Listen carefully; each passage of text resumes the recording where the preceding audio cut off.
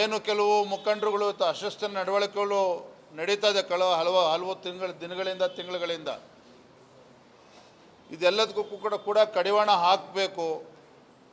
ಪರ ವಿರೋಧ ಯಾವುದು ಕೂಡ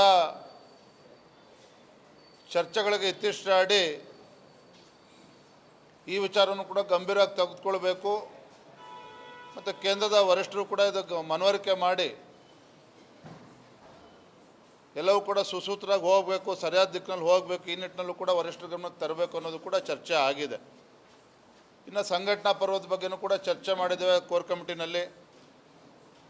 ಮುಂದಿನ ಹಂತದಲ್ಲಿ ಬೂತ್ ಸಮಿತಿ ಹಾಗೂ ಮಂಡಲದ ಅಧ್ಯಕ್ಷರು, ಜಿಲ್ಲಾಧ್ಯಕ್ಷರು ಇದು ಕೂಡ ಶೀಘ್ರದಲ್ಲಿ ಮುಗಿಸ್ಬೇಕು ಅಂತೇಳಿ ಎಲ್ಲವೂ ಕೂಡ ಚರ್ಚೆ ಮಾಡಿದ್ದೇವೆ. ಇತ್ಯರ್ಥ ಅಲ್ಲ, ಕೋರ್ ಕಮಿಟಿನಲ್ಲಿ ಬಹುತೇಕ ಎಲ್ಲ ಸದಸ್ಯರು ಕೂಡ ಹೇಳಿರ್ತಕ್ಕಂಥದ್ದು, ಅಭಿಪ್ರಾಯಪಟ್ಟಿರ್ತಕ್ಕಂಥದ್ದು ಸಸ್ಪೆನ್ಷನ್ ಮಾಡಬೇಕು, ಮತ್ತು ಏನು ಮಾಡಬೇಕು, ಮತ್ತು ಡಿಸ್ಕ್ವಾಲಿಫಿಕೇಷನ್ಗೂ ಕೂಡ ಮೂವ್ ಮಾಡಬೇಕು.